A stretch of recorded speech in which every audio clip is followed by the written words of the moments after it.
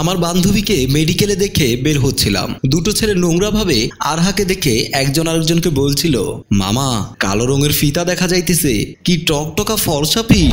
তাদের কথা সম্পূর্ণ করতে না দিয়ে আরহা পেছনে ঘুরে একটা ছেলের গালে ঠাস করে চর বসিয়ে দিল।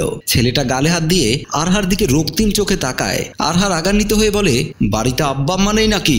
শিক্ষা দেয়নি কেউ নাকি এতিম? নিজের বোনের দিকেও কি এরকম কুনজরে দেখেন?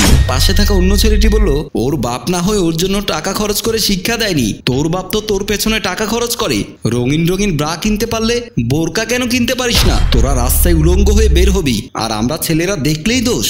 আর এবার চড়া মেজাজ দেখিয়ে বলে, আমি বোরকা পরে বের হই বা উলঙ্গ বের হই তাতে তোর বাবার কি? তোরা উলঙ্গ হয়ে বের হয়ে দেখ, আমরা মেয়েরা তোদের দিকে তাকাতেও লজ্জা পাবো। পরিবারের শিক্ষা দরকার, এমন না যে আমি অশালীন পোশাকে বের হয়েছি। এই পোশাকেও যদি তোদের লালসা জেগে ওঠে তাহলে তোরা অসুস্থ মস্তিষ্কের মানুষ, জলদি মাথার ডাক্তার দেখা, ব্রেন পচে গেছে তোদের। পাশে থাকা লোকটি বলে ওঠে, সুন্দর চেহারা দেখাতে বের হয়েছেন, শরীর দেখাতে বের হয়েছেন, তো মানুষ দেখবে না?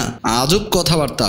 আরহা আবারও থাপ্পড় মারতে হাত তুলতে ধরে ফেললো একটা মেয়ে। মেয়েটা এতক্ষণ চুপচাপ দূর থেকে পরিস্থিতি বোঝার চেষ্টা করছিল। আপনি উনাদের আর কিছু বোঝাতে যাবেন না, চলুন এখান থেকে, কথা বলে হাত ধরে টেনে নিয়ে গেল। তারা দুজন সিঁড়িতে এসে আয়শা কিছু জিজ্ঞেস করার আগেই আরহা বলল, আপনি না থাকলে আজকে আমার কি যে হতো। আয়শা বাধা বাধা গলায় বলে, না না ঠিক তা নয়, আশেপাশে থাকেন? জি না, আমার বাসা কল্পলোক আবাসিকে। আমার এক বান্ধবীকে ডাক্তার কাছে এনেছে, তাকে দেখতে এসেছিলাম। আপনার অসুবিধা হচ্ছে? না, আমার শ্বশুর বাড়ি থেকে বাপের বাড়ি যাচ্ছি, আপনিও আমাদের বাসায় চলুন, আমি ওখানে ডাক্তার দেখাতে গিয়েছিলাম। আরহা জিজ্ঞেস করলো, ডাক্তার কাছে কেন, জানতে পারি?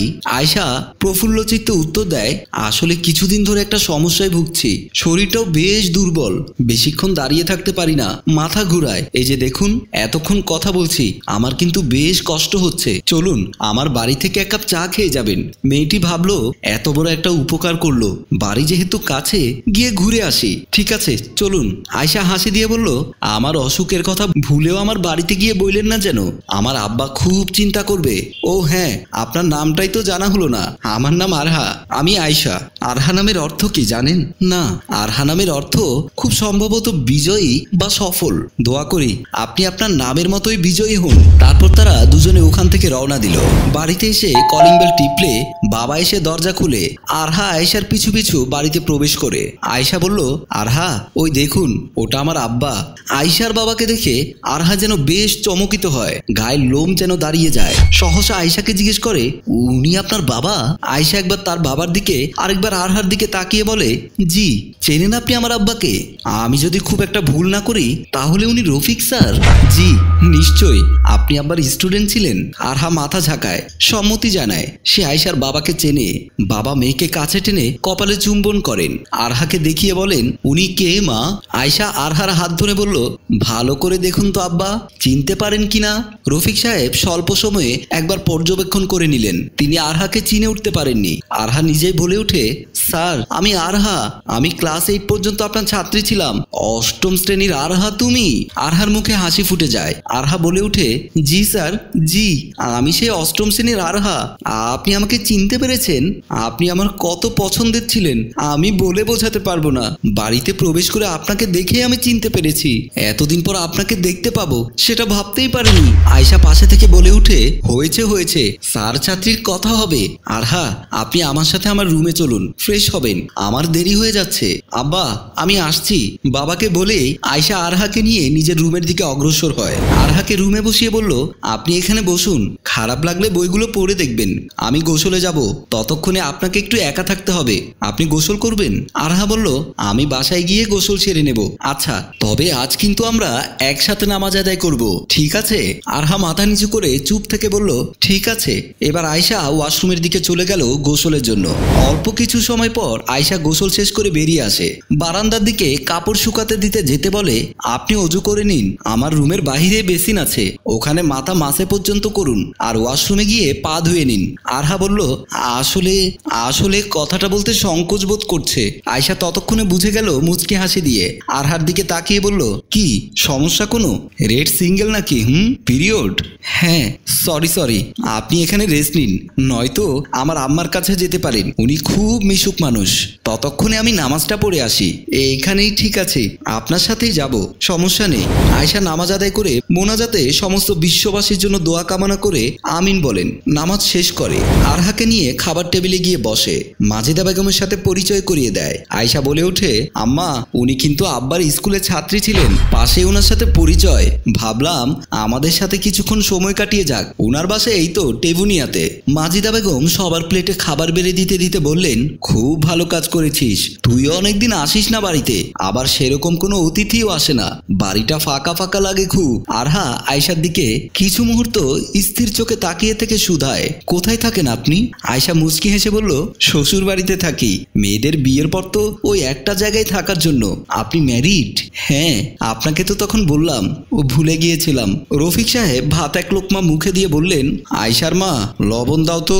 আয়শা বাবার দিকে রাগী দৃষ্টিতে তাকিয়ে তার মাকে বলে, আম্মা, খবরদার লবণ দেবে না, কাঁচা লবণ ক্ষতিকর, মনে নেই?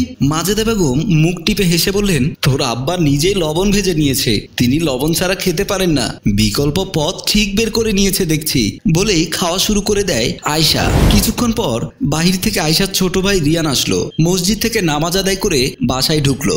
আয়শা রুমে ঢুকে বলল, আসসালামু আলাইকুম। আয়শা বলল, ওয়ালাইকুম সালাম, তোমার সাথে উনি কে? তুই চিনবি না? আচ্ছা ঠিক আছে, আমি রুমে যাচ্ছি। এ কথা বলে রিয়ান রুমে চলে আসলো। আরহা আয়শাদের বাসায় আসার পর থেকেই আয়শাকে এক নজরে দেখা যাচ্ছে। তার গায়ের রং টকটকা ফর্সা। গোসল দিয়ে যখন বের হয়েছিল তখন আরহা দেখেছিল আয়শার চুল ঘন কালো আর প্রায় হাঁটু পর্যন্ত। মেয়েটার হাসিটা অসম্ভব সুন্দর, সামনে গজ দাঁত। আয়শার এমন রূপ দেখে আরহার মাথায় একটাই প্রশ্ন ঘুরছে, আয়শার কখনো ইচ্ছে করে না এত সুন্দর চেহারা চুল দেখিয়ে মানুষের বাহবা পেতে? আয়শা বুঝতে পারে আরহা তাকে দেখছে। সে আরহার দিকে না তাকিয়ে অন্যদিকে মুখ করেই বলে, আপনি কি আমাকে কিছু বলবেন? না মানে আমি কিন্তু খেয়াল করেছি আপনি আমাকে লুকিয়ে লুকিয়ে দেখছেন, বলেই হেসে ফেলল আয়শা। লজ্জা পেয়ে যায় আরহা, লজ্জা মাখা মুখেই বলে, আপনি অসম্ভব সুন্দর, মাশাআল্লাহ। আয়শা বলে ওঠে, আপনার কি মনে হয় আপনি কম সুন্দর? আপনার সমপরিমাণ তো না, আপনি বেশ অন্যরকম। আচ্ছা একটা কথা জিজ্ঞেস করি? জি অবশ্যই, কোনো রকম সংকোচ বোধ করবেন না প্লিজ। আচ্ছা আপনার কখনো ইচ্ছে করে না নিজের এই সুন্দর চেহারা, সুন্দর চুল দেখাতে? অন্যদের থেকে প্রশংসা পেতে ইচ্ছে করে না? আপনার চেয়ে অনেক অসুন্দরী আছে যারা প্রতিনিয়ত প্রশংসা কুড়াচ্ছে। আরহার কথায় সশব্দে হেসে উঠে আয়েশা। হাসি থামিয়ে বলে, তোমার কি মনে হয় হয়তো ইচ্ছে করে না? কেন ইচ্ছে করে না সেটাই জানতে চায়। ইচ্ছে করে তো, খুব ইচ্ছে করে। আরহা অবাক হয়ে বলে, ইচ্ছে করে? হ্যাঁ, মাঝে মাঝে ইচ্ছে করে অন্য মেয়েদের মতো শাড়ি পরে সাজুগুজু করে চুল ছেড়ে বরের সাথে বের হই, এখানে ওখানে ঘুরে বেড়ায়, ছবি তুলি, সোশ্যাল মিডিয়ায় আপলোড দেই, সব কিছু ইচ্ছে করে। একটা কথা কি জানেন, খুব কষ্ট করে হেদায়েত পেয়েছি। সারাটাক্ষণ শয়তান ধোকা দিতেই থাকে, নিজের নফস নিজের বিরুদ্ধে চলে যায়। প্রথম প্রথম নিজেকে ঠিক রাখা খুব কঠিন ছিল, তারপর ধীরে ধীরে ইবাদত হয়ে গেল অভ্যাস, আমল হয়ে গেল নিত্যদিনের কাজ। তখন সব কিছু সহজ হতে শুরু করলো। আজকে এখানে থেকে যাও, আগামীকালকে সকালে উঠে চলে যাবে।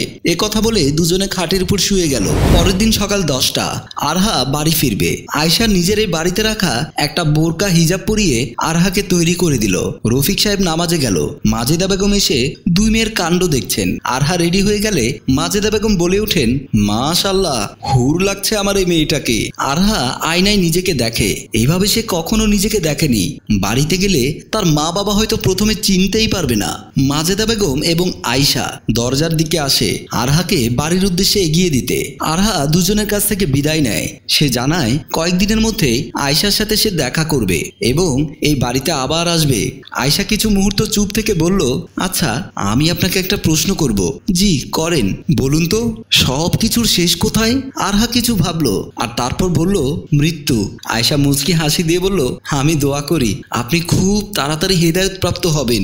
দ্বিতীয়বার দেখা হলে আপনাকে এর চেয়েও দৃঢ় ঈমানের সহিত দেখতে চায়। আপনার সাথে মাঝে মধ্যে আমলের প্রতিযোগিতা করতে চায়। বন্ধু হবেন? আরহা মুচকি হেসে বলল, ইনশাআল্লাহ। আপনার মতো আয়শা আমার মতো প্রতিটা মেয়ের জীবনেই আসুক। গল্পটি ভাবনা ও প্রযোজনায় মঞ্জুর মোর্শেদ, পরিচালনায় রেজাউল কবির চৌধুরী, ক্যামেরায় রিমন।